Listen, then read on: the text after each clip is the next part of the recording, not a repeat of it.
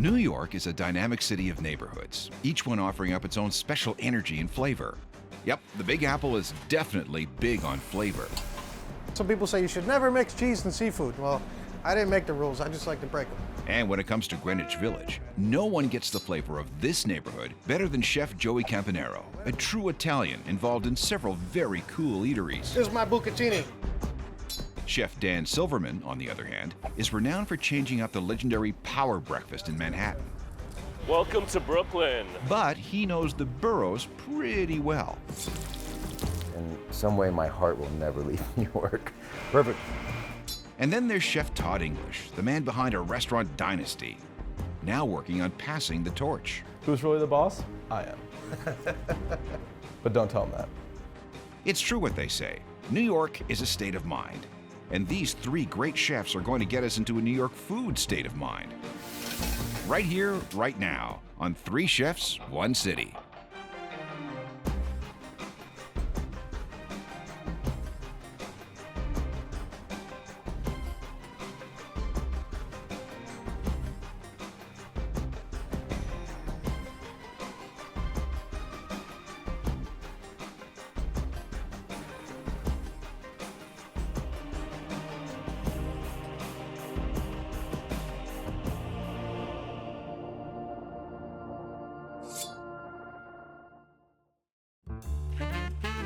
Three Chefs, One City looks at the world's great food destinations through the eyes of its three most celebrated chefs. This time, we're in New York City. I'm Chef Joey Campanero. I'm Chef Todd English, This is my New York. and this is my New York.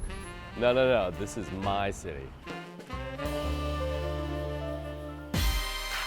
They say that even if you ate at a new restaurant every day for 12 years, you wouldn't get through all the great eateries in New York. This is guanciale, which some people call face bacon. Well, if you decide to try, you really should put one of Joey Campanero's places on the top of your list. This is a chef that loves this neighborhood and knows some of its best haunts. Over the last few years, there's been a revolution in the dining scene in New York City, and especially in this neighborhood. For years and decades, Greenwich Village was just always, the restaurants here were bohemian hangouts. Let's go to Daddy-O. It's something that I hear all the time. Let's go to Daddy-O. I go to Daddy-O's because I'm very familiar with the owner. Phil, can I have a Daddy-O? Sure may, Joe. I can order a cocktail, and I get this guy behind the bar, Phil, and you just sense his dedication to craft.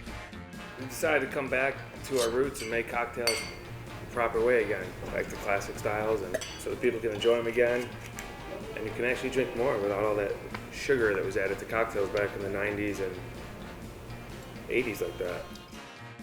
Maybe like a frat boy. The art of the cocktail has seen a real resurgence in popularity. Why? Who can say? Is it a 60s revival thing, or just a return to old-fashioned care and quality? The best speakeasies in New York are often hidden gems, like Daddy-O's or Attaboys. No signage, discreet, yet popular with those looking for the perfect cocktail. You know, what's important about making a really good Manhattan is to know that you don't shake it. When you stir it, even if you stir it too vigorously, it'll get cloudy and it'll really change the flavor. The one thing that you can be sure of, a real New Yorker knows where the best classic cocktails can be found. A great chef with a flair for the Italian, Joey is known for his fantastic meatballs. Joey Campanaro, I guess I've heard that Esquire magazine voted you the best balls in New York City. I don't think so. On the contrary, Esquire, I challenge you to experience the English balls. Meatballs, right? That's it, meatballs. I don't even know what to say to that. And his three very different restaurants, all in Greenwich Village. There's no such thing as a Joey Campanaro restaurant.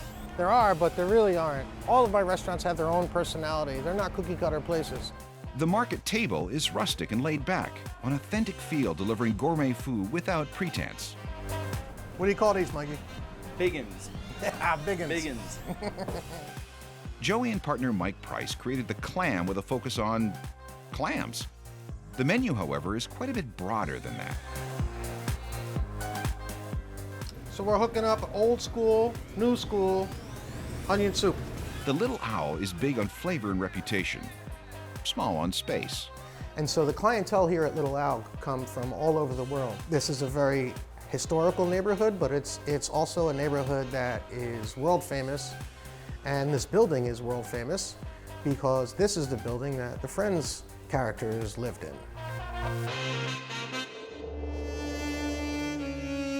Joey's love of food started the old-fashioned way: family.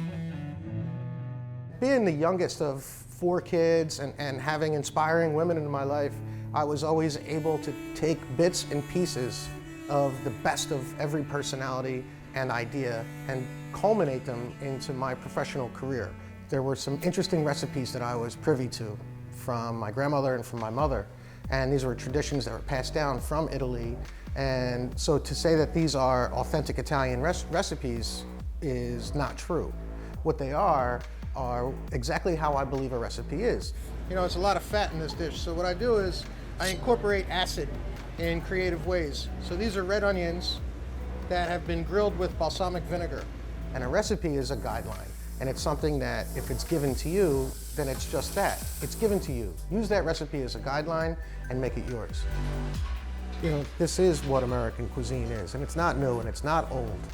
It's ever evolving. And once we can accept the fact that we are always evolving, we're always learning. Bucatini. An element all great chefs have in common is an unwavering work ethic. There's not one thing in this business that can make a chef special. A chef is a part of a team. So being a chef, it's kind of like having 40 children. Being a leader of a team and being responsible for every cent that is a profit on a dollar is one of the largest, most stressful responsibilities of any occupation. The physical conditions are trying. What's very important in being able to work in a small kitchen is to understand the value of space. The kitchens are hot. There are sharp knives flying everywhere. And if you lose your head, then you also might lose a finger. Or maybe your cooks will lose a finger. Or somebody's not going to show up to work on time. What you can do is you find dedication in your people, right? Look, my guy, Pablo, knows that I need a bowl. I turn around, my bowl's there, because he knows it's ready, because we know how to dance. This is my New York. Let me tell you something about the energy and the vibe here. It swoops you off your feet as soon as you walk out. There's so many things to do in New York City. It inspires you. It makes you want to do things your way. It makes you want to strive to be really, really, really good at what you do. People come to this city to be the best that they can be because they think that they are the best at what they can be, and they want to showcase themselves here. These are my meatballs, and this is my New York. 3 Chefs, 1 City looks at the world's great food destinations through the eyes of 3 of its most talented chefs. This time, we're in New York City, a city of fantastic food. Any type of food you crave can be found here. Why, you ask? Maybe it's because nearly 40% of New Yorkers are born outside of the USA. Maybe it's their famous food truck scene, the competitive nature of the city, simple demand. Whatever the reason, you can explore, try, test, and taste everything here. And nobody knows that better than Chef Dan Silverman. I'm Chef Dan Silverman, and this is my New York. Dan is the executive chef at the Regency Bar and Grill, located in the Lowe's Regency Hotel. This place closed down recently for almost a year of extensive renovations. Some might say that was quite a risk. After all, the Regency Bar and Grill has been celebrated for its power breakfast for around 50 years. The power breakfast started in the 70s when New York City was on the verge of going bankrupt. And the Tisch family, they started gathering the movers and shakers of the city to the dining room at the Regency in an effort to work out a plan to help New York not go belly up. And they did it. This is a regular hotspot for business moguls, politicians, the influential, and the famous. But close they did. And when they reopened, they changed things up a bit with this talented chef in charge. Well, I don't know how many people who are watching the show have actually done restaurant openings before. I can either say, don't do it, or jump right on in, because it's a roller coaster. It's like being put in a drink container and shaken up and then poured into a glass. Apparently, we have another chef who's a big fan of cocktails. Cocktails? Cocktails are good, but I'd rather go for dim sum. Which brings us back to one of Dan's favorite neighborhoods and food spots. Welcome to Brooklyn. Which brings us back to the original point. You can get the best of any food in New York. In Brooklyn, for Dan, it's, well, dim sum. We're at one of my favorite dim sum places in Brooklyn called Pacificana, and I like to come here on weekends with my daughter and enjoy all the great dim sum they have to offer. Well, I've lived in Brooklyn for 25 or more years now. One of the things I love about Brooklyn is that having worked in Manhattan for many, many years, I get to leave Manhattan and go home. My daughter's favorite. And your daughter's a favorite. Yeah. Right? Mouth-watering stuff. Awesome. She'll be so jealous. I get my inspiration from all over the place. I love to read cookbooks. I love to go out. And New York is fantastic for that. There's so many different neighborhoods, so many different pockets of different kinds of people with different customs and different foods. It's wonderful. Ah, Brooklyn. Known for its distinct culture and very cool art scene. There it is, the world's first steel wire suspension bridge, completed in 1883. People from Queens would kill me, but I think that Brooklyn is so racially diverse. There's so many interesting things to see. The minute I feel like I've seen it all, then I drive through another neighborhood and think, oh my God, I have to get out of the car, have to check it out. It's just amazing.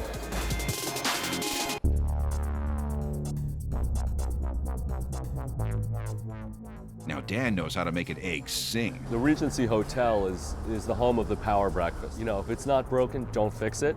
All we've done is we've taken the power breakfast and put a little spin on it, fluffed it up a little bit, given it a little bit of a facelift and make it a little bit more flavorful. The dinner menu here has a whole new vibe. We're trying to bring a market-driven, fresh approach to the menu. So I'm going to cook for you today our Dover sole meuniere with Meyer lemon, capers, and parsley. What I like to do is use all the flavors from the rim of the Mediterranean, whether that would be southern France, Spain, Italy, you know, the coast of North Africa, or eastern Mediterranean. For the sauce, we have some finely diced Meyer lemon, some parsley, some capers. We have thyme sprigs and a little bit of garlic here to baste the fish with. My Dover sole dish is a play on sole meuniere. So we take beautiful Dover sole, we pan roast it in a little bit of butter. So of course, the fresher the fish, the better.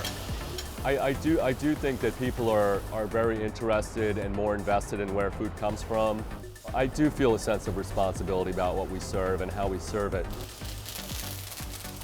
Fireworks. We use salt, we use butter, we use oil. Of course we do. I mean, I think that these things make food taste good and help in the cooking process, but we don't use these products irresponsibly. The butter gives it a really nice nutty flavor, and then once the butter goes brown, what we do is we add the Meyer lemon and capers and parsley, and they perfume the butter, and they also stop the butter from going any darker than it will be when we add them. I think at the end of the day, it's really important to be responsible and care about where the food comes from, care about how you cook it, and care about how you serve it and who you're serving it to. A little bit of mustard breadcrumbs for the asparagus, and that is my New York on a plate. Food art. I'm really happy that we have so many repeat customers, that they're responding so positively to what we're trying to do here, and it's just been great so far. Three Chefs, One City is exploring New York, a competitive, fast-paced, intense city where hard work and dedication pay off. No one knows this better than Chef Todd English. I'm Chef Todd English, and this is my New York. You know, the first thing about New York is one of the most dynamic and most interesting food cities in the world, and I think it just comes from simply the fact that it's one of the greatest melting pots of all of the world here in New York. I thrive on the energy. I think the energy, the edge, the drive it takes. Today, you can really strike up a conversation with anybody about food, And where I used to be in Italy or in France, where you'd have lunch and you're talking about dinner, and when you're at dinner, you're talking about lunch the next day. You've really seen that in New York City and all over this country right now, because the foodie society is here and it isn't going anywhere. You might say Todd English wears a lot of hats. Chef, restaurateur, author, television star, entrepreneur. I always say to myself, I don't want to be a dinosaur in the business, and I'm an overnight success, but it just took me about 30 years to do it. In the prime of his career, he now looks to hand off some of the business responsibilities to his son, Oliver. My son, Oliver's come on and is working with me now. It's been an amazing addition to the team. I always said, if you can't find good help, it's always best to make it. So it's good that he's on board. A graduate of Cornell and mentored by some of the best in the biz. Well, I grew up since I was about 14 years old, working in restaurants in different facets of the industry, whether it be washing dishes, bussing tables. In my younger years, I was really able to travel with my family. I was very fortunate to be able to do so. I lived in Paris for several months, and I worked for Alain Ducasse, and really travel and exposure to different cultures and different areas of the world, and really to see how they do hospitality, especially European nations and Asian nations who have a whole different perspective on hospitality. And it's really given me this global perspective of different areas of the world, how they do things, and it's allowed me to kind of craft my own interpretation, and I can kind of craft my own style. Oliver is eager to work hard and prove himself to his dad, his mentor, and his friend. My dad is a very, very, very creative and loving boss.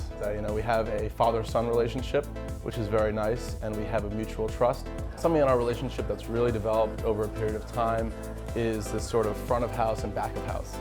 He is the culinary genius, and he's got 30 years plus of experience in the industry.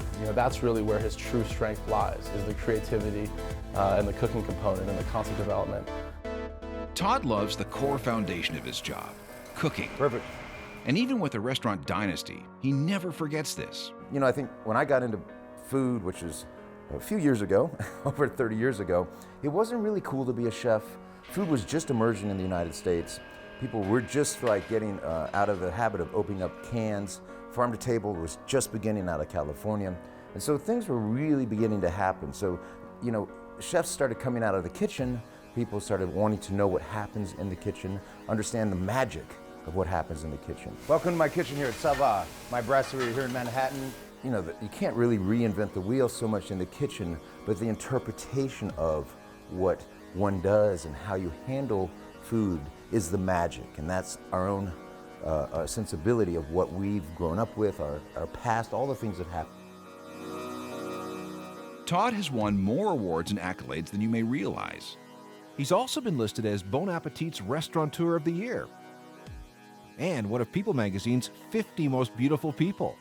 I look at myself as an artist first, and always working and honing in on my craft, because as a chef, you really are many things as far as an artist. We're not just putting the paint on a canvas, or in this case, food on a plate.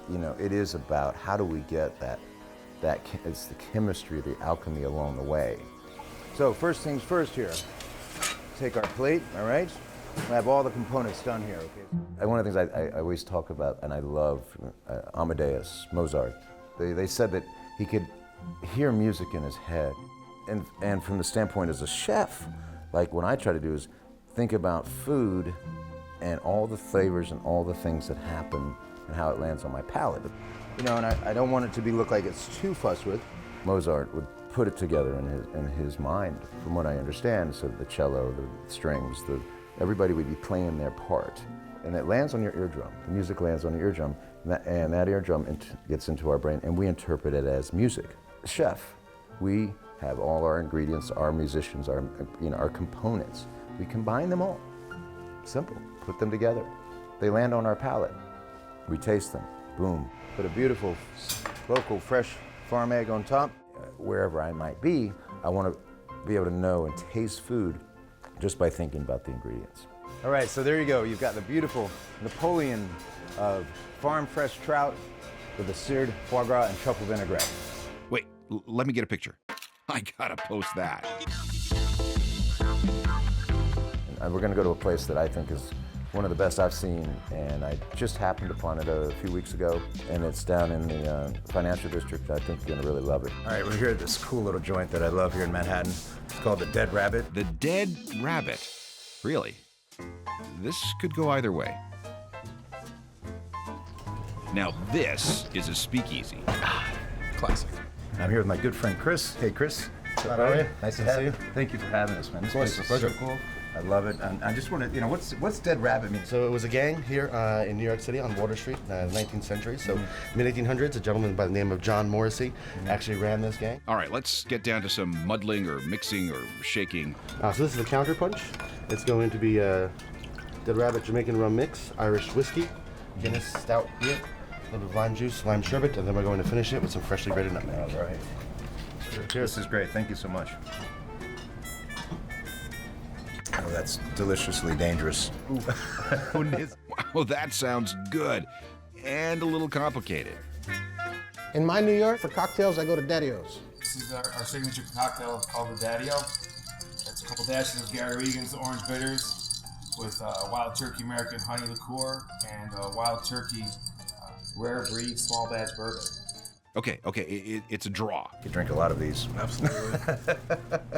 What a great couple of guys. Day after cocktails, dim sum for me, please. So there you have it, a look at New York and its food scene through the eyes of those that define it. You gotta have good balls to make it in this town. Joey Campanero, a chef who is so much more than his famous meatballs. Dan Silverman, showing us the Regency Bar and Grill is not just for breakfast. And Todd English, a world-class New York entrepreneur with many hats, including Cool Dad. If Oliver's my boss, I got the best boss in the world.